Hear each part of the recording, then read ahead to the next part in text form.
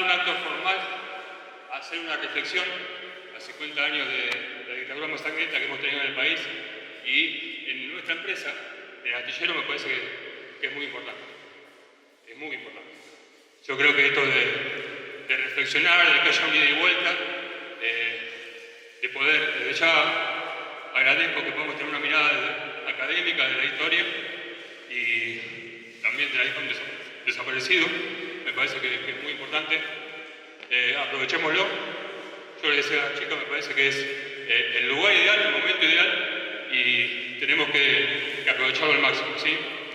Yo voy a estar entre ustedes escuchando y participando después, así que bueno, oídos atentos, memoria muy activa, y que haya realmente un ida y vuelta. Me pareció muy interesante y la felicito a las profesoras como lo han planteado, tener la posibilidad de después tener un ratito en las aulas para reflexionar sobre lo que escuchamos y tener la posibilidad de volver a preguntar y a participar. Así que bueno, muchas gracias, no les quiero sacar más tiempo y las dejo con la radio. Gracias, Carlos. Bueno, bienvenidos y bienvenidas a todos y a todas por estar por acá. Estamos bastante emocionadas de estar pudiendo hacer esta actividad. Son 50 años del golpe militar y vieron que a veces se usan los números redondos para aprovechar y recordar y hacer más actividades y poder reflexionar y aprender sobre un tema. Bueno, y quería decir dos cosas que me parecían importantes. Una es pensar que estamos en una fábrica histórica, es un monumento histórico vivo de lo que fue la dictadura, pero no solo por el terror y por todo lo que pasó por acá, por ser una de las fábricas con más desaparecidos y desaparecidas, sino por la lucha que hubo acá todo el tiempo, ¿no? Y que tiene que ver con todo el proceso que se dio después de represión, ¿no? Rescatar esa lucha importante histórica que hay acá dentro en el Astillero y que tenemos la suerte como institución de ser parte, somos parte de eso. Entonces, por un lado, ese rescate de la lucha de los trabajadores de Ensenada, de Berisso, de La Plata, nos parecía importante. No solo el horror, sino la lucha, y también pensar que había otros proyectos de sociedad más justas en pugna, que también la dictadura tuvo que ver con destrozar eso, que por eso desapareció tantos trabajadores y trabajadoras. Tenemos más de 2/3 de los desaparecidos que son trabajadores y trabajadoras, y eso no es casual. Así que bueno, un poco de eso, darle otra impronta, una impronta más rescatando esas luchas y esas resistencias. Y agradecer al equipo con el que estamos organizando esto, a Flor, a Fardo también, a Griselda, que está en algún lado por ahí, la bibliotecaria Yapusnik, y bueno, a todo el equipo directivo también y a toda la institución, porque realmente hay una apertura muy grande para poder trabajar y mucha confianza. Tenemos algunos agradecimientos a quienes vinieron a filmar. Muchas gracias de onda a María Lucrecia Boneto y a Agustín Garay, porque esto nos sirve para tener un registro y un documento también, y a Diego, que estuvo haciendo la gestión para filmar. Tenemos acá la muestra de la Comisión Provincial por la Memoria dedicada a Astillero, que está bueno para recorrerla y leer y saber un poco más sobre toda nuestra historia. Estamos viendo también un video que está circulando acá todo el tiempo sobre la historia de Tili, la única desaparecida mujer de Astillero, Matilde Itzigson, difícil el apellido, pero que tuvo una lucha histórica para ganar la guardería acá para los hijos e hijas de astilleros, que es la única mujer desaparecida, bueno, ya lo dije.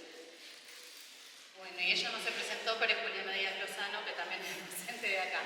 Bueno, tenemos dos invitadas, Felipe Venero, que es historiador y docente de la Facultad de Humanidades de la Universidad Nacional de La Plata y es miembro de Clase Pública, que es un colectivo docente, y Victoria Astudillo, que es hija de Jorge Astudillo y sobrina también, que ahora nos vas a contar, de otro trabajador de acá desaparecido, ambos desaparecidos del Astillero Río Santiago.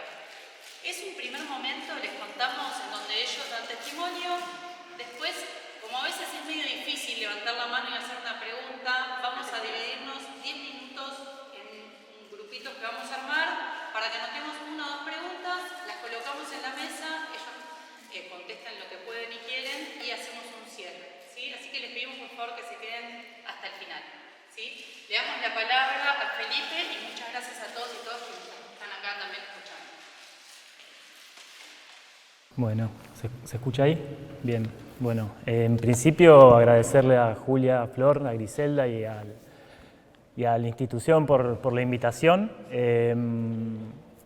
y a ustedes por estar acá escuchando. Entiendo que no es una actividad obligatoria, entonces también que estén hay que valorarlo. Es súper importante en estas fechas poder encontrarse y reflexionar un poco sobre nuestra historia y sobre todo sobre nuestro pasado reciente. Yo, como les decía, soy profe de historia en la facultad, enseño a chicos y chicas que se están formando como profesores o como investigadores en historia sobre historia argentina reciente, ¿sí? Desde el año 55, desde el golpe que se hace al primer gobierno de Perón hasta la actualidad. Así que todos los años, el 24 de marzo y la dictadura son temas que trabajamos sistemáticamente. Y en particular yo también hago una investigación como historiador sobre una fábrica que está acá cerca, que ustedes por ahí la conocen como Siderar, pero que en los años 70 y 80 era conocida como propulsora siderúrgica. Era una fábrica que también fue muy combativa en esos años y que tuvo un vínculo muy estrecho con los trabajadores y las trabajadoras del astillero. Entonces, bueno, un poco mi formación en historia y mi investigación tiene que ver con la historia reciente, con la historia de las luchas, con la historia de la represión y particularmente con la historia de la zona, ¿sí? Ahora después les voy a contar un poquito. En principio, nada, decir que me parece que todos los años, recién charlábamos antes de empezar, viene marzo y nos ponemos, en todos lados tenemos millones de actividades para conmemorar los aniversarios del golpe y en general las actividades que se producen tienen una tendencia que es ir hacia reconstruir lo que fue el horror perpetrado por la dictadura. No es el lugar tal vez donde hay más consensos en general en la sociedad de algo que repudiamos como sociedad, que fueron los secuestros, las desapariciones, los asesinatos, las violaciones, bueno, la existencia de centros clandestinos de detención, un conjunto de todas esas prácticas terroristas que implementó el Estado. Y obviamente que es fundamental sistemáticamente recordar ese pasado, ¿sí? Siempre se dice para que no vuelva a pasar, efectivamente para que no vuelva a pasar, pero también en este momento en el que nos encontramos con un gobierno que es bastante apologista de muchas partes de esas violencias que se perpetraron contra la sociedad. Entonces es importante que estén presentes, que estén vivas, que las recordemos, que transmitamos a las nuevas generaciones como ustedes y a las que sigan después, que conozcan ese pasado porque es muy importante. Sin embargo, un poco mi objetivo es poder correrme de ese lugar, porque así como es algo fundamental y necesario, también a veces tiende a encasillar la mirada que tenemos sobre la dictadura y sobre el golpe de Estado solo en esa dimensión. Y no nos permite a veces comprender por qué fue ese golpe de Estado.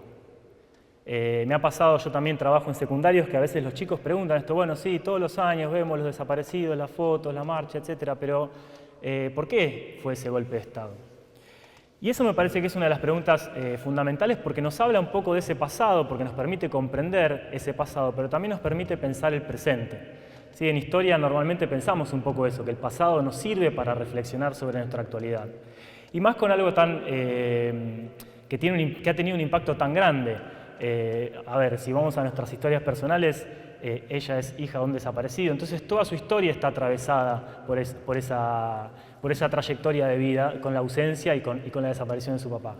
En mi caso también, digamos, yo tengo una tía desaparecida y mi familia está completamente atravesada por eso. Pero también tenemos que ir a otras dimensiones que tienen que ver con otros aspectos, ¿sí? Más allá de estas trayectorias personales. Y entonces nos tenemos que preguntar por qué fue ese golpe de Estado. En general hay como dos grandes consensos en el mundo político, académico, en general, sobre para qué se implementó ese golpe de Estado el 24 de marzo de 1976. Por un lado, para implementar una reestructuración económica.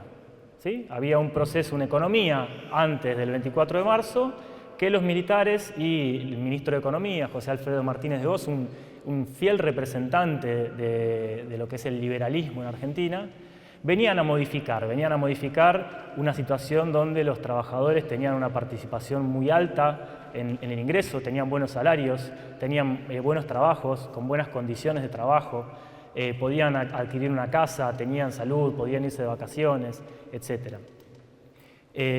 ¿Cómo? Tenían muchos más derechos, ¿sí? Entonces, el golpe vino a modificar una lógica económica.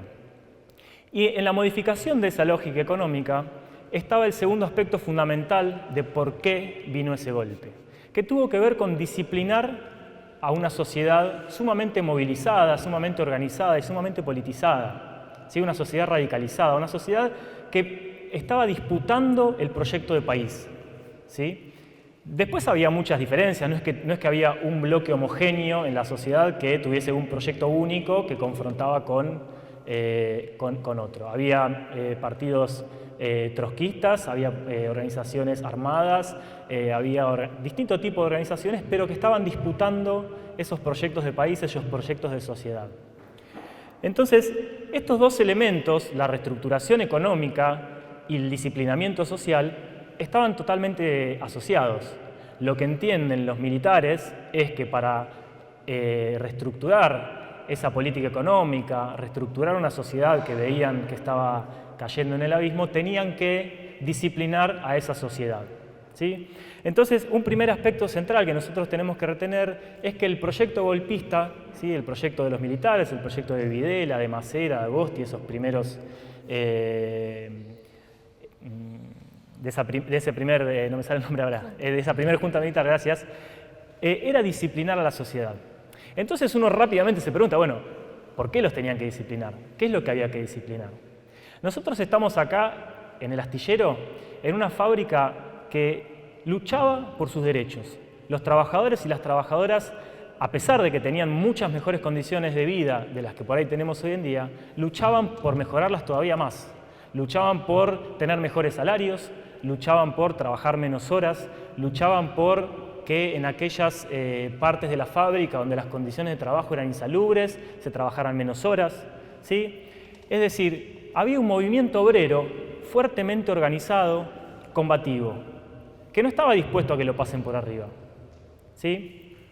Entonces, la dictadura lo que vino a hacer, vino a disciplinar a ese colectivo, que obviamente no era lo que pasaba solamente en el astillero, en todo el país había un movimiento obrero con esa tendencia. En Córdoba, muchos años antes, se había producido el Cordobazo. No sé si escucharon hablar del Cordobazo. Algunos sí, otros no. Bueno, el Cordobazo fue uno de los hitos más grandes dentro de la historia del movimiento obrero, cuando los trabajadores de distintas fábricas y empresas de Córdoba prácticamente tomaron la ciudad luchando contra una dictadura anterior, la dictadura de Onganía, ¿sí? Que había empezado en Argentina en 1966. Obreros y estudiantes. Exacto, el Cordobazo lo que implicó fue la unión de los obreros fabriles, los obreros de las empresas del Estado, con los estudiantes de la universidad, que reclamaban y luchaban contra una sociedad, contra un gobierno autoritario, ¿sí? Que querían cambiar la sociedad, ¿sí? Entonces, este golpe de Estado, ¿sí? Venía directamente a atacar a esos trabajadores y entendía que el único modo que tenía de hacerlo era a partir de la implementación de un conjunto de prácticas represivas de la magnitud de las que hoy conocemos, ¿sí? El terrorismo de Estado fue un plan sistemático, organizado desde las cúpulas militares, para hacer desaparecer a toda una generación de luchadores y luchadoras. Con complicidad civil. Con complicidad civil, me parece bárbaro. Con complicidad civil, obviamente, con complicidad civil de la Iglesia Católica participó de estos hechos, los empresarios participaron de estos hechos. Hace unos cuantos años ya hemos demostrado, a partir de muchas investigaciones sobre el astillero, sobre propulsoras, sobre los frigoríficos, Swift y otras fábricas del país, la responsabilidad que tuvieron los empresarios y los gerentes de las empresas en la implementación del terrorismo de Estado. ¿Y cómo lo demostramos? Bueno, primero mostrando que todos los trabajadores y las trabajadoras que fueron secuestrados, que se encuentran desaparecidos, otros que fueron liberados, que fueron asesinados o que tuvieron que exiliarse, eran todos y todas delegadas en su lugar de trabajo, ¿sí? Que habían luchado Por ejemplo, acá en el astillero, en el año 1975, se luchó por la modificación del convenio colectivo, ¿sí? Por mejorar esas condiciones que les decía. Bueno, la lucha de Matilde por la guardería, ¿no? Entonces, todos esos trabajadores y trabajadoras desaparecidas eran luchadores, ¿sí? Y esto lo quiero subrayar porque durante muchos años en Argentina lo único que pudo primar era la idea de que los desaparecidos habían sido jóvenes idealistas, víctimas inocentes, en algunos casos que habían luchado por el boleto estudiantil nada más, cuando se habla de la noche de los lápices, que seguramente en el secundario lo hayan visto. Pero lo cierto es que yo creo que más del 90% de los desaparecidos y desaparecidas tenían un compromiso político alto. Militaban en barrios, en villas, militaban en organizaciones sindicales, militaban en sus distintos lugares de trabajo, militaban en las escuelas, militaban en la universidad. Y es por eso que fueron víctimas de ese terrorismo de Estado. Cuando les decía al principio que también esto nos habla del presente, cuando miramos un poco más allá de nuestras propias trayectorias personales, observamos que las consecuencias de esto fueron altísimas. Hoy en día seguimos viviendo en un modelo económico que comenzó a instalarse en la dictadura. El menemismo, que vino en los años 90, que vino a privatizar un montón de fábricas del Estado, que vino a desarticular, a hacer perder muchos más derechos a la clase trabajadora, se montó sobre todo eso que había iniciado la dictadura, lo profundizó.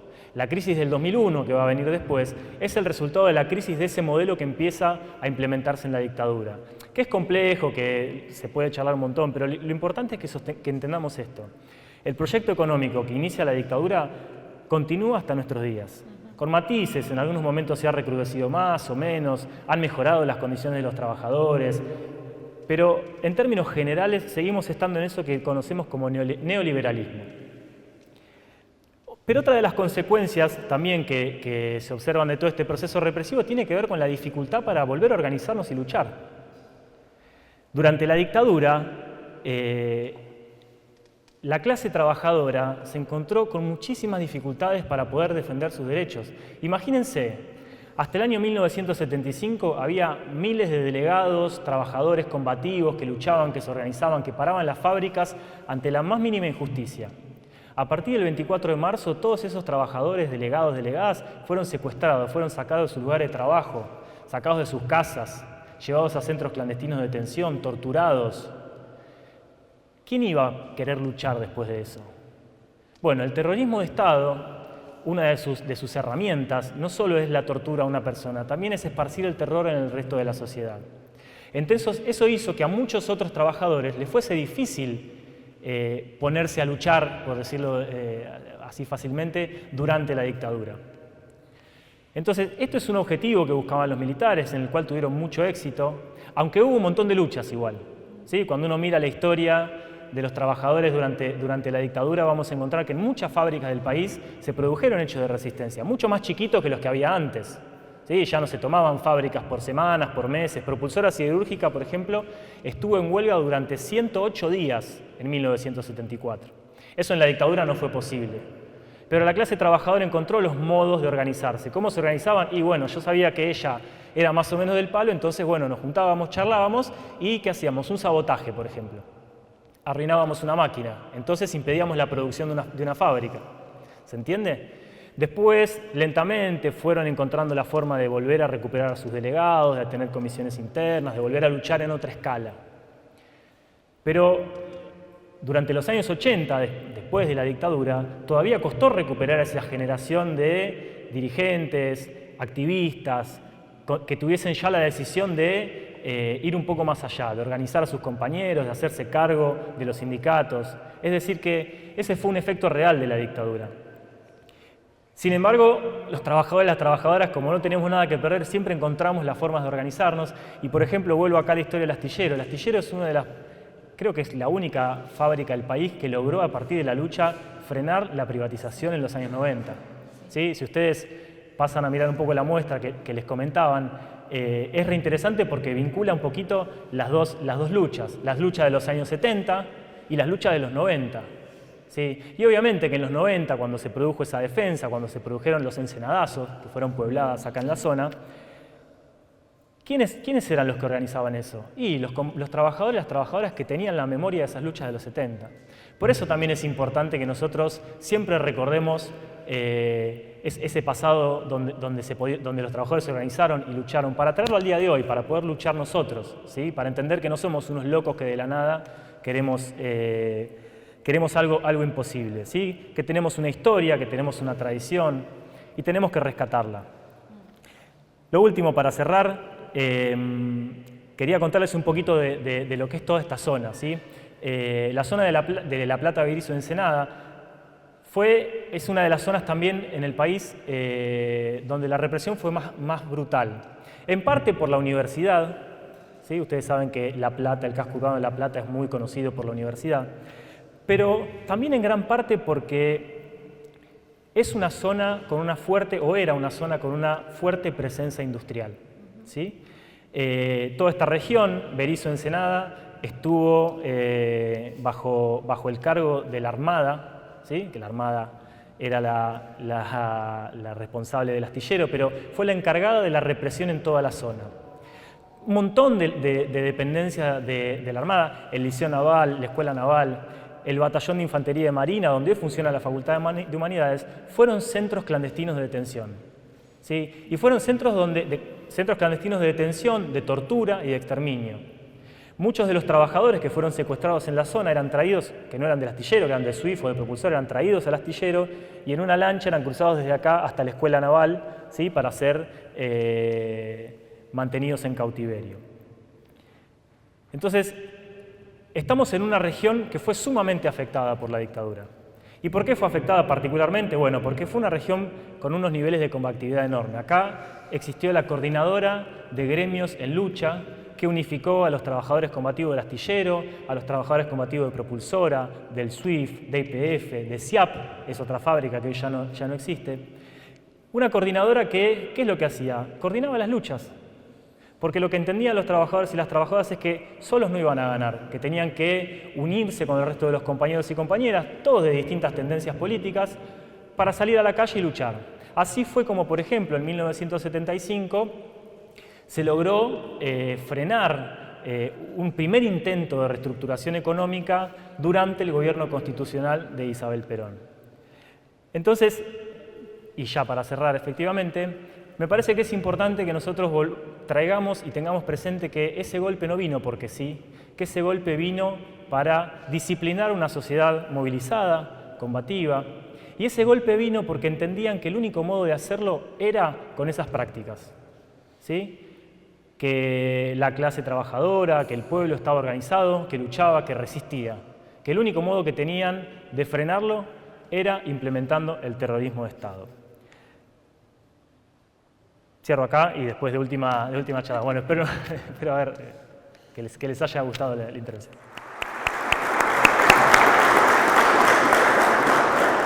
Bueno, yo quería agregar un chiquitín más a lo que decías vos en esto de ir y venir en la historia. Pensaba yo soy psicóloga, ¿no? Y pensaba en esto del control social, ¿no? Del terror en ese momento como control social para desmembrar, para que no se junten, algo habrán hecho, ojo con este, no te juntes con el otro, lo cual hace esto que planteabas vos de que se desarmen los lazos. Y lo pensaba en el hoy, con esto también lo represivo, no tan al extremo, pero pensaba lo represivo también como control social. Digo, ir los miércoles los jubilados a la plaza para reclamar mejores jubilaciones después de que aportaron toda su vida y que los caguen a palo. Perdón por el término, pero que los repriman. Digo, y eso también hace y no, sí, voy a ir, pero si me cagan a palo, pero si me pasa esto, digo, también el terror o la amenaza de lo que te puede pasar cuando les está pasando a otros, también como hace que uno se vaya quedando, ¿no? Uno sabe, sí, hay que ir a luchar los derechos, pero digo, también uno se va quedando. No sé si lo comparten, se me ocurrió ahora esto. Bueno, buenas tardes. Yo soy Victoria Astudillo, soy la hija de Jorge Astudillo. obrero de acá del astillero Río Santiago, desaparecido el 2 de julio del 76. También soy sobrina de Ángel Mario Pinedo, obrero del astillero, también desaparecido el mismo día que lo secuestraron a mi papá. No sé por dónde empezar con mi historia. Mi viejo era militante del PRT-ERP, estudió bioquímica, hizo 4 años y dejó porque empezó a trabajar en el astillero. Fue delegado sindical y participó también en esto del convenio colectivo de trabajo.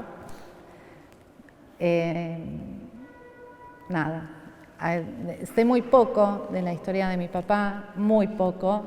A mi viejo lo secuestran antes de que él supiera que mi mamá estaba embarazada, así que no llegué a conocerlo. Y lo poco que sé fue lo que pude ir construyendo y buscando por amigos, compañeros de militancia, por mi familia poco, porque el terror hace que no se hable, porque entiendo que era muy doloroso, como también era doloroso para mí no saber. Bueno, pero eso es tema para la psicóloga, no para traer acá.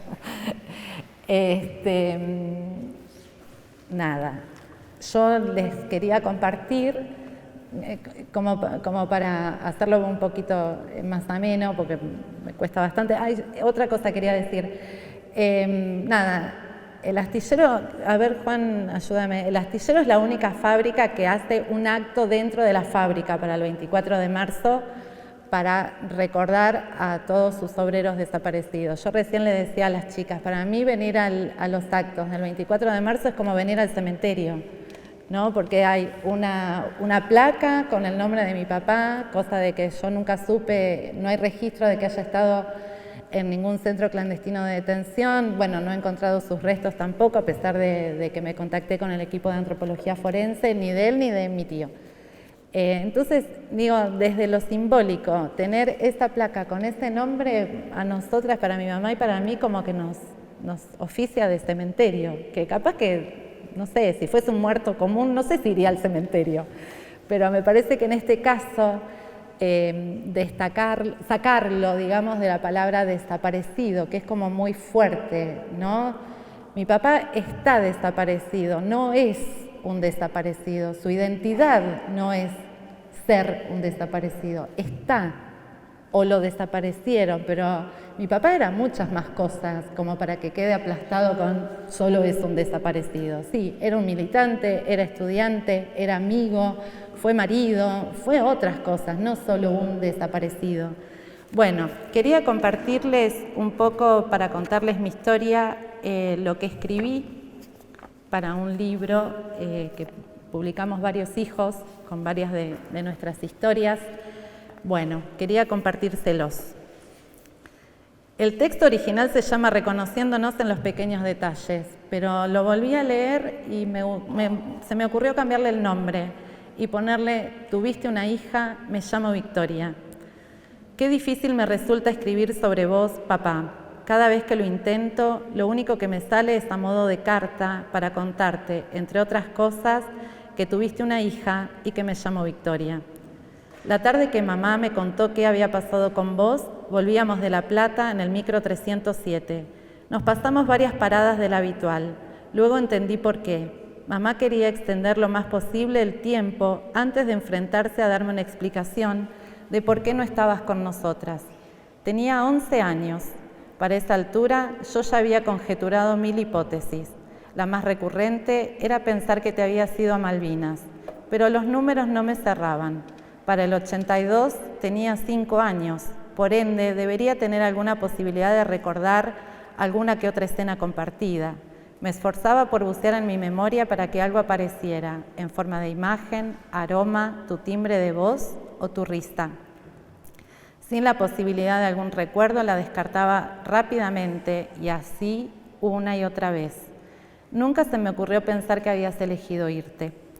Cuando mamá me lo dijo, al fin tuve una certeza. Era hija de un desaparecido. Recuerdo ir al colegio al día siguiente y decírselo a todos mis compañeros. Estaba contenta. Creo que no dimensionaba lo que significaba eso, pero al menos sabía algo de vos. Tenía un padre.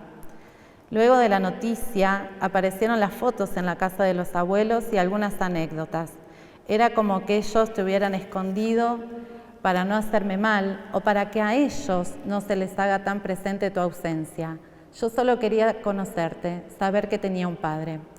Durante mucho tiempo me alcanzó con saber que te llamabas Jorge y que trabajabas en el astillero Río Santiago, que estuviste en el cuadro de honor del Colegio Industrial de Ensenada y que hiciste 4 años de bioquímica.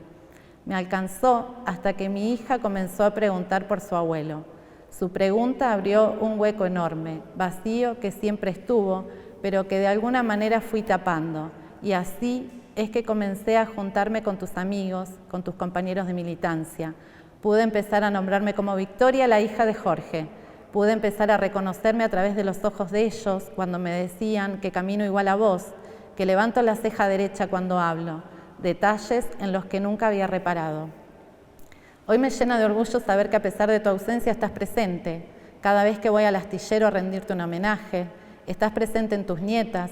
Junto con ellas levanto tus banderas e intentamos, como decías vos, modificar, aunque más no sea, un poquito la realidad que nos rodea, para que el mundo sea un poquito más justo e igualitario. Espero estar a la altura. Bueno, esto es lo que yo escribí. No sé qué más podría contar, porque la verdad que mucho más de mi viejo no sé. Lo que sí sé que se pudo, digamos, continuar lo generacional, ¿no? No quedó mi papá. Ya digo, poder decirle a mis hijas es tu abuelo, digo, como que trascienda eso, ¿no? De que no sea solo una cosa mía, sino ya es algo familiar. Bueno, tengo hasta acá, no sé qué más. Gracias.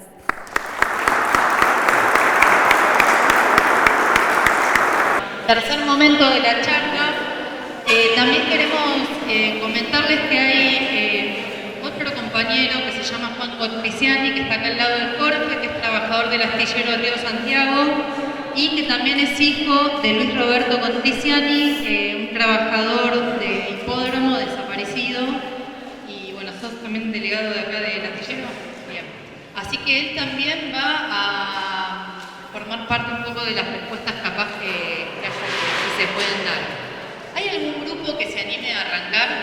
Jorge Omar Astudillo, a quien sus amigos y conocidos también llamaban Petizo, Mosca y Gringo, cursó 4 años de la carrera de bioquímica y luego se inscribió en la Facultad de Ciencias Naturales de la Universidad Nacional de La Plata.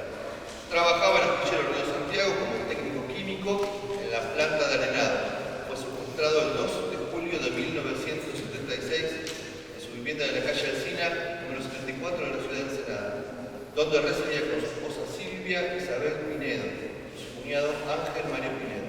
Tenía entonces 17 años. La primera pregunta es para Alain. Si los estudios, si siente que los estudios de la carrera de psicología le ha ayudado en su ámbito personal y a empatizar con otros en situaciones similares. ¿Cómo fue armándose la imagen de su padre? Y la tercera, se siente que el resto de la sociedad ha respaldado la búsqueda de justicia y reparación. Y la cuarta, ¿qué opina del cuestionamiento reciente del número de desaparecidos?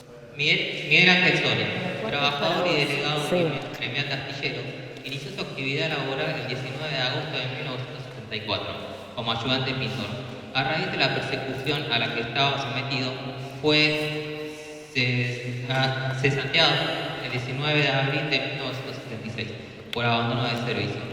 2 meses antes de su desaparición, el 6 de junio de 1976 fue secuestrado en su domicilio de La Plata, Buenos Aires, en un operativo ilegal de detención y posterior desaparición forzada. El 3 de febrero de 1977 fue ejecutado en cautiverio y su cuerpo dejado en vía pública el 3 de febrero de Buenos Aires, siendo sepultado en una fosa común tenía 25 años. Sus restos fueron exhumados e identificados por ADN. Bueno, la pregunta en breve es más generalizada. Hoy en día, a lo que está pasando y a lo que ha pasado, ¿podemos considerar una cosa? ¿Un pueblo que no conoce su historia está condenado a repetirla? A nosotros nos tocó Roberto Eduardo Bonino.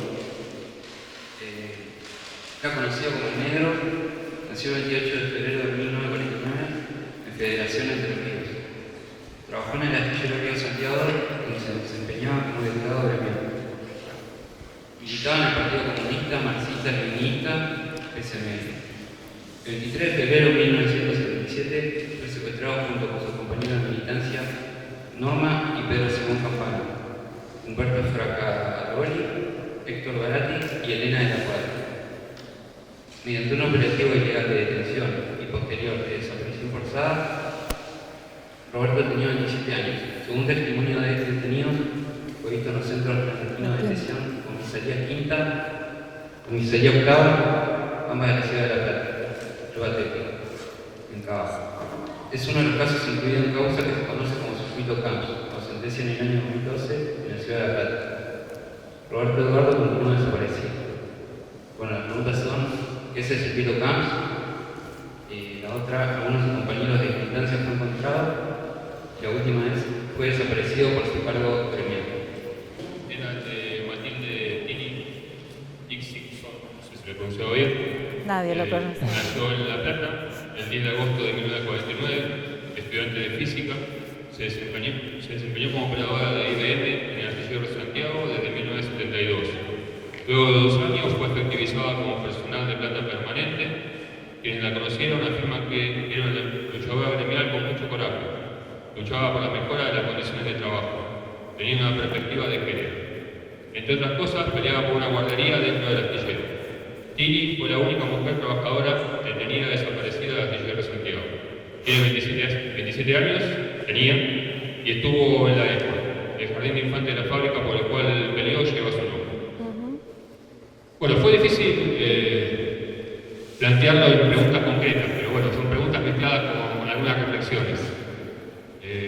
Por un lado surgió cómo encarar hoy el desafío en cuanto a poder transmitir esa lucha a las nuevas generaciones, en un contexto actual de indiferencia, individualismo muy profundo que estábamos viendo, y después se agregó ignorancia también como otro concepto, además de indiferencia e individualismo, y también mayores, o sea, no solamente nuevas generaciones, como esa negación hoy está en toda la sociedad. Se fue reflexionando y se fue construyendo la pregunta a medida que surgía la reflexión. Por otro lado, nos surgía también la inquietud, que seguramente tal vez tenga una respuesta sociológica y psicológica, de cómo es este mecanismo de convencer que la solución es individual. El tema del conformismo que lleva a no luchar, cómo se llegó a esta actualidad hoy. Algunas ideas tenemos, pero seguramente muy complejo. Hicimos alguna más. Cómo transmitir también la importancia de por qué luchar, un poco relacionado con esta ignorancia, cómo llegar a que el otro reflexione más que convencer y sepa realmente por qué luchar, cuáles son sus verdaderos derechos e intereses que están velados por algunas herramientas que hoy en día están circulando y son fuertes. Y otro, el tema del negacionismo como estrategia. O sea cómo también romper y qué mecanismos son los que nos traen a este negacionismo desde redes, del medio, de una realidad que arrasa derechos, y surgió también que oculta el pasado, guerra de Malvinas y una historia muy reciente, cómo desaparece a los ojos de todos. Bueno, buenísimo, pensar en un montón de cosas, Sí, eso yo es lo también. mejor. Obviamente que esto es un espacio de reflexión, no es que haya respuestas fáciles, cerradas, lineales hacia algunas de las preguntas. Por ejemplo, un pueblo que no conoce su historia está condenado a repetirla. es una pregunta que circula siempre, que uno se hace. Bueno, tiene que ver con para qué estudiar el pasado. Yo no sé si uno está condenado a repetirla, porque los rumbos que va tomando la historia y la sociedad pueden ser cambiantes. Lo que sí creo es que primero tenemos una deuda con nuestro pasado. Tenemos una deuda con todos ellos, que lucharon para que nosotros viviésemos en una realidad distinta. Para empezar eso. También tenemos una obligación, creo yo, de reconstruir esas historias. Mientras ustedes hacían ese trabajo, nosotros conversábamos mucho sobre las historias personales. Reconstruir esas historias es fundamental. Nuestra identidad está muy atravesada, ahí me meto en tu terreno, pero por esas historias y por los silencios y los olvidos. Entonces, en mi caso, también como historiador, aporté bastante a la reconstrucción de las historias de los trabajadores y las trabajadoras de Propulsora, y eso fue muy valioso para muchos familiares.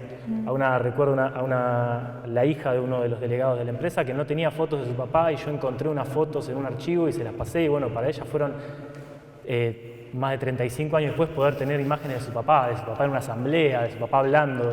Eso también permite darle identidad a esa persona. Y también conocer la historia nos permite saber que podemos hacer algo para cambiar el rumbo de la historia.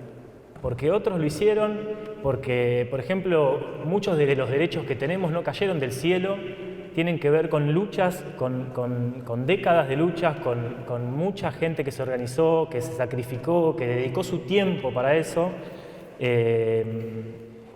Y nos demuestra que se puede también, que si estamos en contra de algo, tenemos que ir a disputarlo. Para mí eso es lo más importante con esa pregunta que es tan profunda. Después hay otras que por ahí sí son más fáciles de responder, más puntuales. ¿Qué es el circuito CAMPS? Yo les decía hoy que la dictadura organizó centralizadamente, desde la Junta de Comandantes en Jefe de las tres fuerzas, organizó el plan represivo. Por eso nosotros hablamos de que fue un plan sistemático. Pero a su vez, la represión se implementó de formas descentralizadas, ¿sí? El país estaba dividido en zonas, cada zona, es decir, no sé, una zona abarcaba el Cuyo, por ejemplo, ¿no? Mendoza, San Luis, La Rioja. Cada zona estaba bajo la responsabilidad de una de las fuerzas armadas. Dentro de cada zona había subzonas y dentro de esas subzonas había áreas. Era esa forma descentralizada. Imagínense que para secuestrar, detener, desaparecer, mantener en cautiverio a las personas es necesario todo un aparato bien estructurado para hacerlo. Entonces, lo que se fue reconstruyendo después de la dictadura, o tal vez ya en la etapa final, fueron los distintos circuitos represivos que se estructuraron en el país.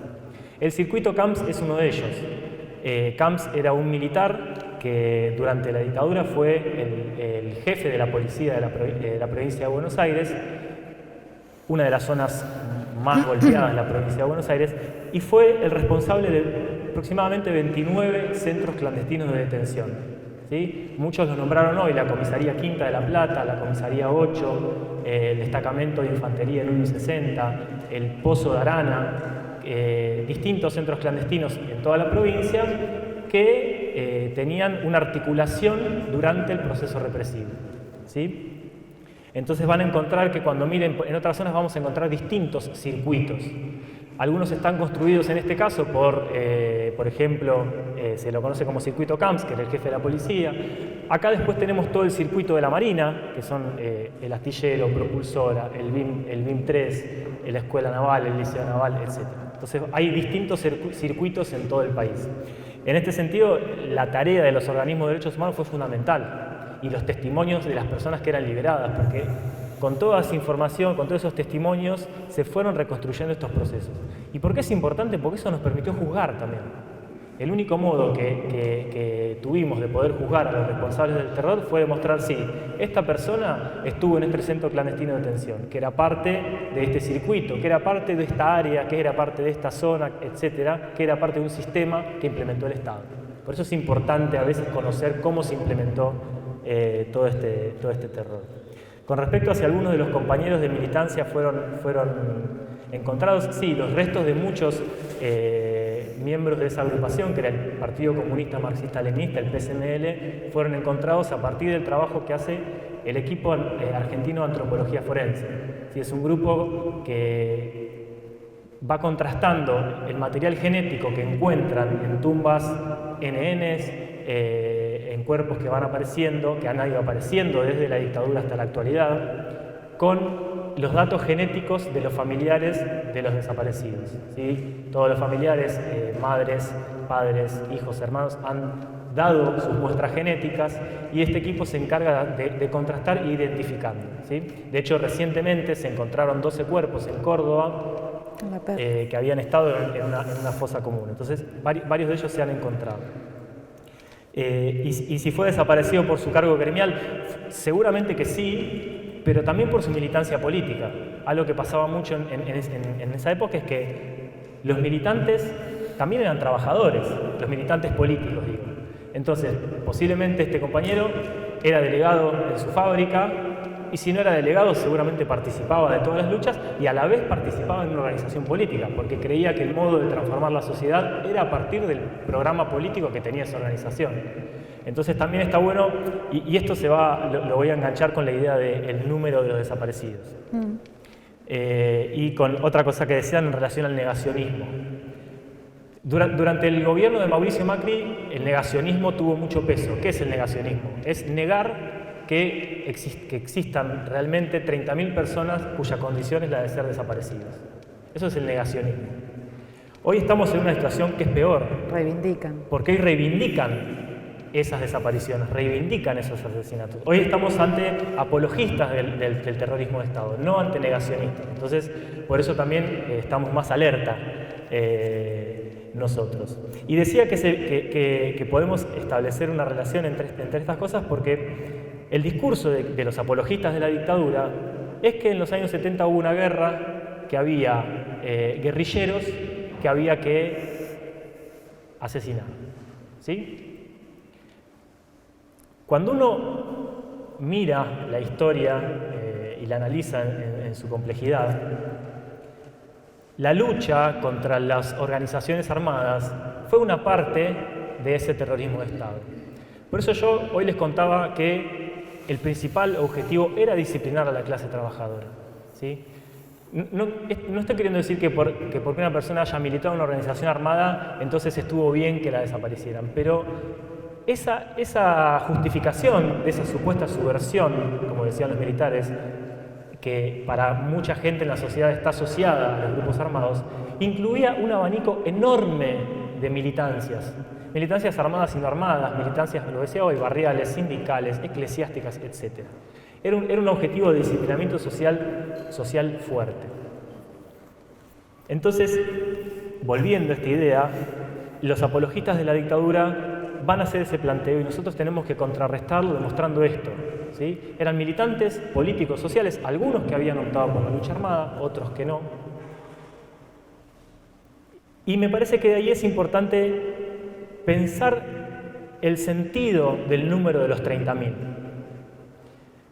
Hay un escritor que por ahí lo pueden buscar en las redes, que se llama Martín Cohen, que hace un tiempo... Sí. Yo vi que ponerle hubo 800 centros.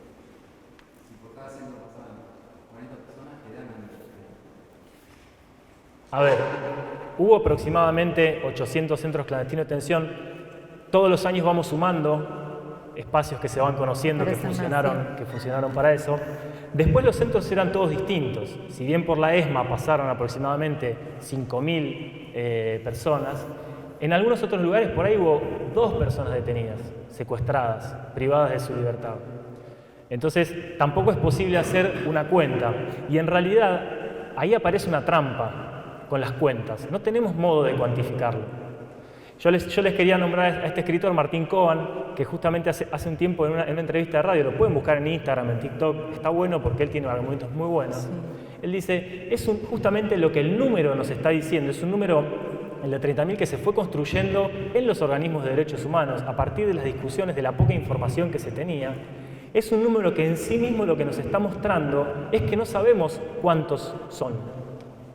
Eso es parte de la lógica del terror, ni siquiera sabemos cuántos son. No lo podemos saber. Es un número simbólico que se aproxima bastante a las cuantificaciones que hicieron los organismos de derechos humanos y las personas que fueron liberadas en los años 80. ¿Sí? Ahora si querés sumar, pero digo, lo que me parece importante es que el número mismo nos está mostrando que no tenemos cómo saberlo. Si alguien quiere venir a discutir el número, y normalmente es gente que es apologista, que nos digan cuántos son realmente. Claro. Había documentación. Ellos tienen los registros para saber cuántos son. Entonces, la importancia de esa discusión para nosotros es que digan dónde están, que digan todos y cada uno de ellos quiénes fueron y dónde están. Por eso es la importancia del número. Creo que no me queda nada más, pero de última vuelta, ¿qué pasa?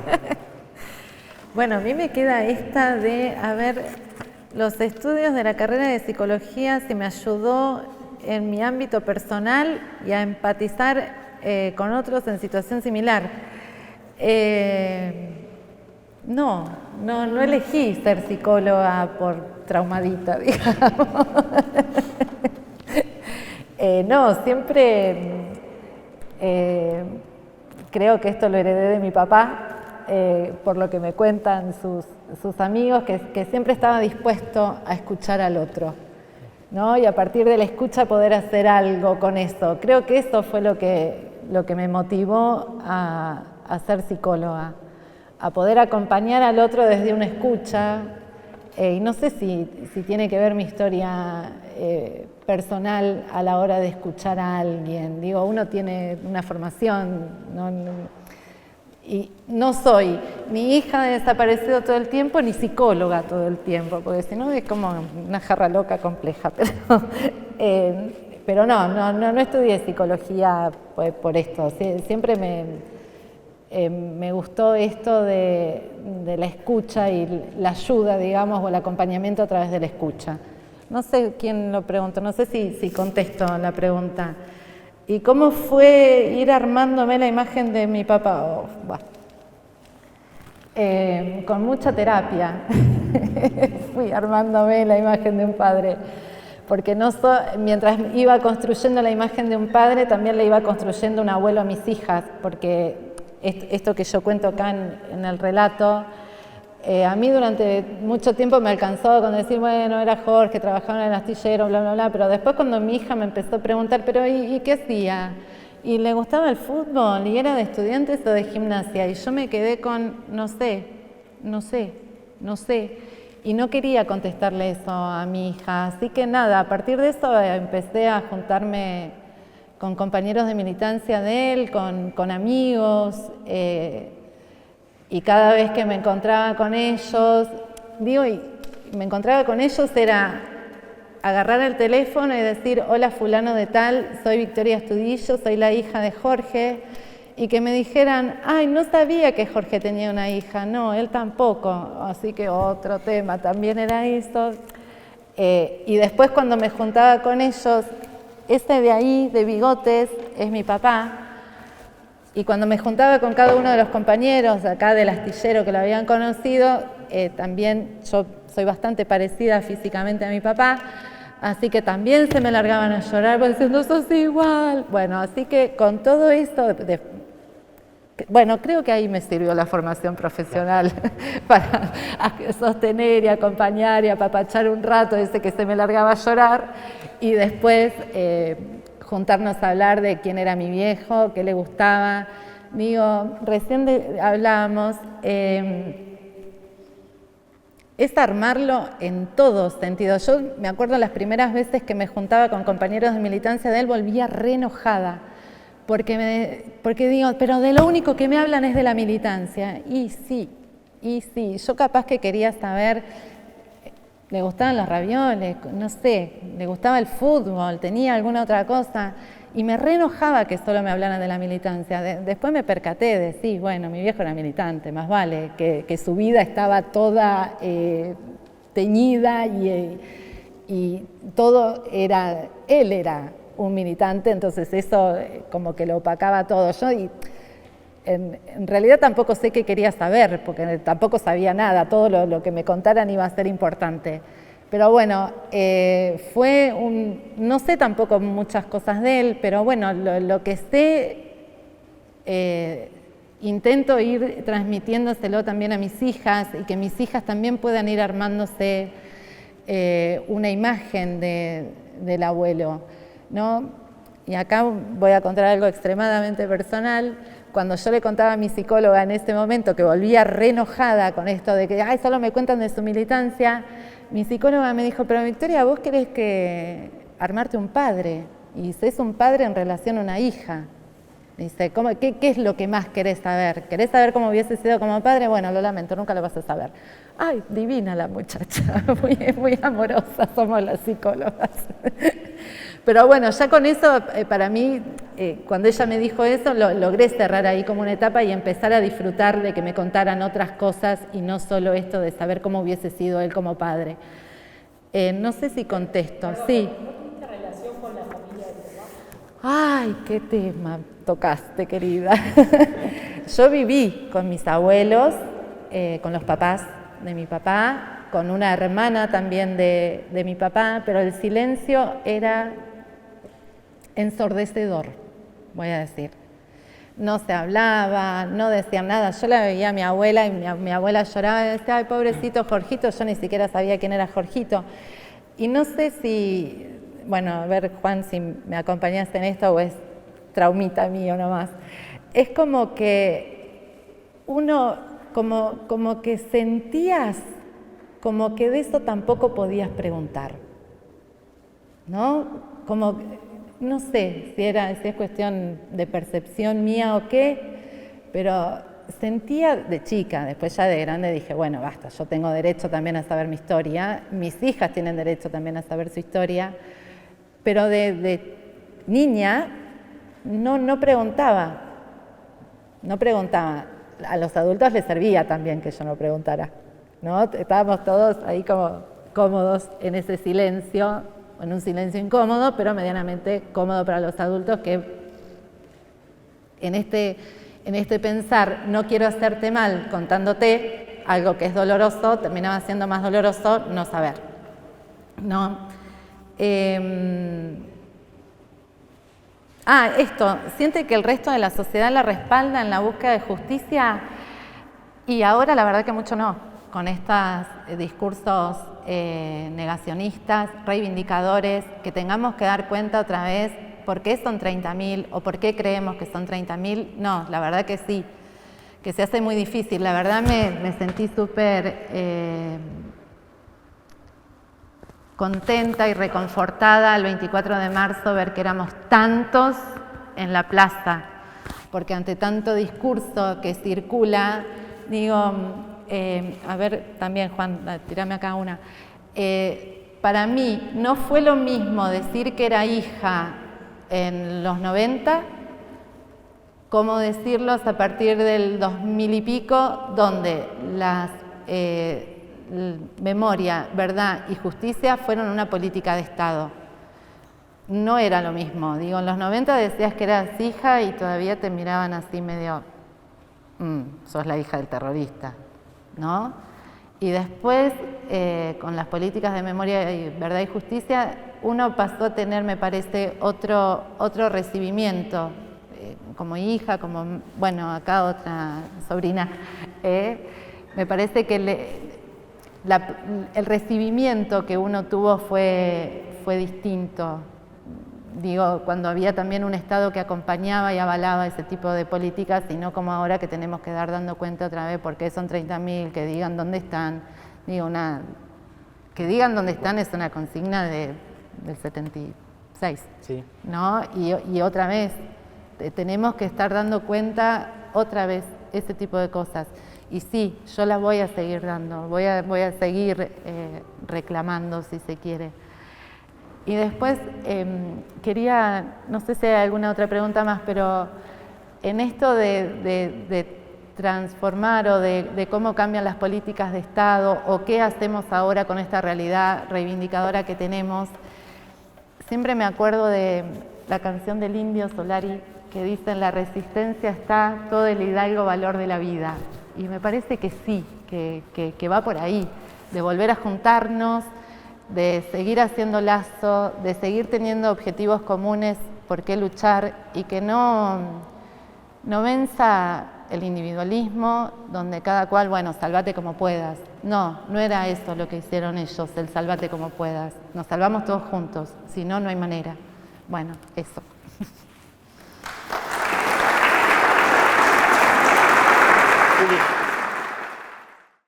Bueno, primero agradecer a los panelistas y a las compañeras y al instituto que me invitaron también a participar.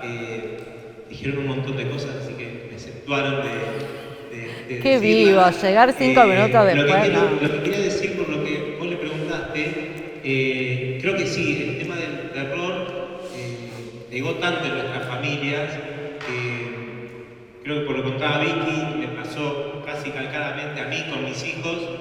Ellos preguntaban en forma totalmente natural, como que le cuentes de alguien, y para nosotros no fue natural preguntarle a mi vieja, por ejemplo, que mi vieja no fue secuestrada y era compañera de militancia, o a mis abuelos mucho menos, por esto del terror que había en ese momento. Y un poco lo decía Vicky ahora al final, nosotros nos criamos donde ser hijo desaparecido era ser hijo de subversivo, ¿no? Y eso creo que las preguntas que se hicieron a veces estuvieron muy buenas. Eso me parece que es un ejemplo de cómo se revierte ese discurso que trató de instalar la dictadura por algo lo habrán desaparecido, ¿no? Y eso se fue viendo. Yo creo que, bueno, el compañero explicó muy bien todo, lo que fue el terrorismo de Estado, lo que fue el terrorismo o el genocidio de clase, digo yo, sí. Porque hubo un genocidio, cuestión que ahora en todos los juicios de lesa humanidad se plantea que fue en el marco de un genocidio todo lo que pasó en la dictadura, pero es algo que antes no existía, antes era un reclamo de los familiares, sí. Que se reconozca el genocidio y que se reconozca el terrorismo de Estado, porque la dictadura decía que habían sido algunos excesos o algunos militares sueltos, digamos, y eso se comprobó con el peso que tuvo la comprobación de lo que fue el terrorismo de Estado, ¿no? Y en esto, hoy hablaba recién de lo de la Perla, ¿no? El último hallazgo de 12 cuerpos, o de restos de 12 desaparecidos, y fueron encontrados por testimonios. Y toda la probatoria que hay en cada juicio de lesa humanidad es lo que aportan los sobrevivientes de esos centros clandestinos de detención. No hay por parte del Estado, desde la dictadura para acá, ni apertura de los archivos, ni presentación de pruebas de qué pasó, qué hizo la Armada, qué hizo la Prefectura, qué hizo la Policía Bonaerense, qué hizo el Ejército. Todo lo que sabemos que pasó en los centros clandestinos de detención, qué compañeros pasaron, qué le pasó a cada uno, bueno, todo lo terrible que pasó en esos lugares, todos lo sabemos de sobrevivientes. Por ahí el caso más emblemático es el de Jorge Julio López, el desaparecido del primer juicio de lesa humanidad en el 2006 en La Plata, y él testimonia contra Echecolás a partir de lo que veía encarcelado, maniatado, vetado, encapuchado, ¿no? Entonces lo que sabemos de lo que pasó en esos centros clandestinos de detención es muy parcial, y de ahí me parece que también esto de los 30.000, ¿no? Bueno, quienes tienen que dar explicación de cuántos son, de qué pasó con cada uno, es el Estado. Y es un reclamo que venimos haciendo desde las madres en el 77, las abuelas que todavía están buscando casi 400, 500 hijos. Los 140 que hay encontrados son a partir de personas que fueron, dieron su ADN y se encontraron ahí. No hay búsqueda oficial desde el Estado de esos chicos que tienen mi edad ahora, mi edad, la edad de Vicky, pero esa persona que se criaron en familias apropiadas se lograron a partir de sobrevivientes, a partir de familias que lo buscaron, que rastrearon, a partir de, digo, eso para saber, creo que todo lo que quiso hacer la dictadura, cómo se revirtió, porque algo que por ahí no se planteó, porque es un tema recontra amplio, son todos los intentos de dar impunidad a los genocidas. Claro. Los genocidas, hoy hay juicios de lesa humanidad que agarran a una parte, son 1.100 genocidas que están condenados hoy en día, pero hubo muchos intentos de impunidad, primero por parte de la propia Junta, que en el 82 se decreta una amnistía, después la ley de obediencia de vida y punto final, que impedían que los genocidas fueran juzgados, y eso lo revertimos ahí, continuando la lucha de madres y abuelas, los hijos, que nos criamos en ese contexto de impunidad de la ley de obediencia de vida y punto final, peleamos para que se reviertan, y en el año 2013, a partir del proyecto de una hija desaparecida también, de Patricia Walsh, la hija de Rodolfo Walsh, se anulan esas leyes, y a partir del 2006 tenemos los juicios de lesa humanidad. También en el 90, para no omitirlo, se dictaron los indultos que perdonaron a los pocos genocidas que habían sido enjuiciados en el juicio de la Junta de 1985, que habrán visto en la película, los digamos, esos intentos de impunidad también la peleamos, primero los familiares, pero también en eso se revirtió, porque en eso sí yo creo que la sociedad acompañó, más allá de las idas y vueltas, ¿no?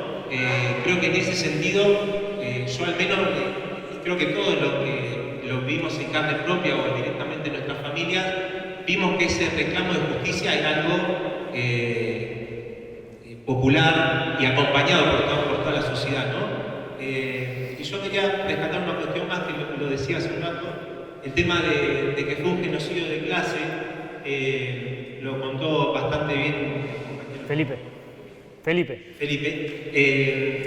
Lo que pasó en Astillero, que lo contaron muchos sobrevivientes, ¿no? Cuando fue el juicio de Tarea 5, fuerza de Tarea 5, en el 2015 se hace ese juicio donde se enjuicia a los genocidas, algunos genocidas que operaron en Astillero, en Propulsora, en el frigorífico Swift, en destilería, no me acuerdo qué otras fábricas, mostraron cómo el golpe el 24 de marzo del 76 pegó sobre todo en las fábricas y en el movimiento obrero, ¿no? Porque pensemos que, bueno, Astillero era una fábrica que estaba dirigida por la Marina en ese momento, pero en otras fábricas que eran privadas, como Ledesma, como la Ford, como Mercedes-Benz, directamente funcionaron centros clandestinos de detención en las propias fábricas.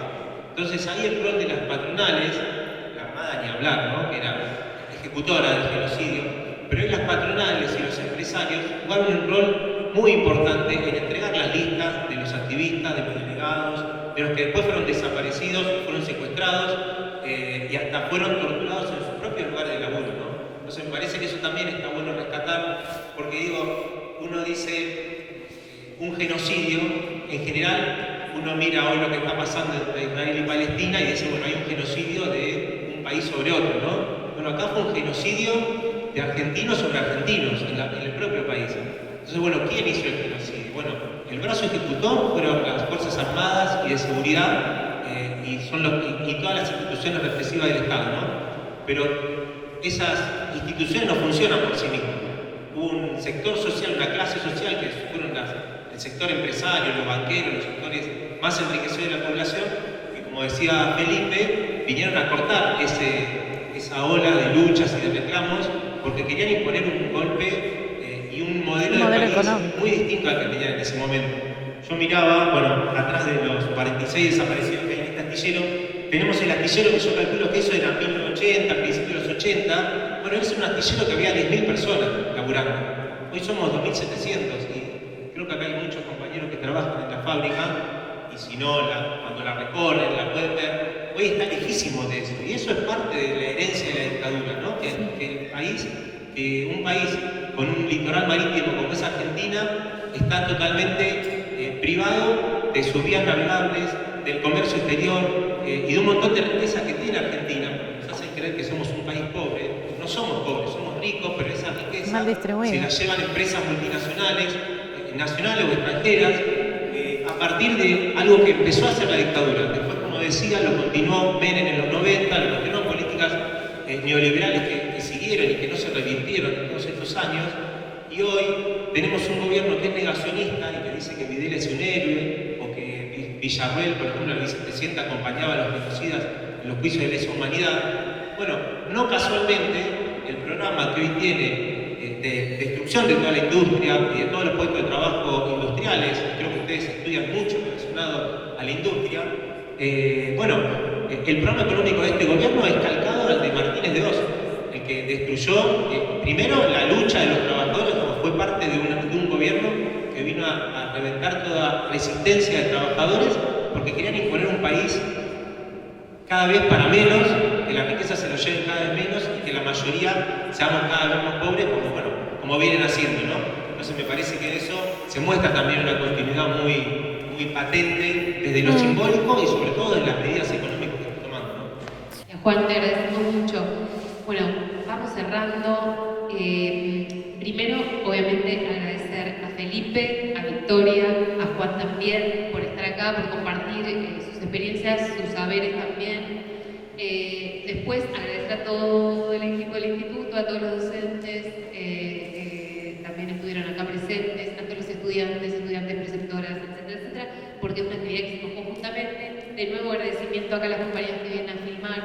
Y por otra parte, decirles que ahora vamos a cerrar con un poema que también reivindica la lucha y el recuerdo de los desaparecidos. Y después de eso no nos vayamos porque la idea es sacarnos una foto grupal. Bueno, si alguien no quiere salir, se puede ir, pero sí estaría bueno que estemos todos acá también porque es un momento histórico haber podido hacer esta actividad, 50 años del golpe militar, en Astillero Río Santiago y por muchas más actividades de memoria, verdad y justicia, recordando esta enorme lucha de todos estos compañeros y compañeras. Nota 13 de Juan Gelman. Cada compañero tenía un pedazo de sol, en el alma, el corazón, la memoria. Cada compañero tenía un pedazo de sol y de eso estoy hablando. No estoy hablando de los errores que nos llevaron a la derrota, por ahora. No estoy hablando de la soberbia, la ceguera, el delirio militarista de la conducción. Estoy diciendo que cada compañero tenía un pedazo de sol que le iluminaba la cara, le daba calor en el pavor nocturno, le avellaba alegrándole los ojos, lo hacía volar, volar, volar. ¿Se apagaron esos pedazos de sol ahora? Ahora que los compañeros murieron, ¿se apagaron sus pedazos de sol? ¿No siguen alumbrándoles alma, memoria, corazón, calentándoles el cañar, los huesos disparados de sombra? Solcito que se apaga así, todavía alumbras esta noche en que estamos mirando la noche hacia el lado por donde sale el sol.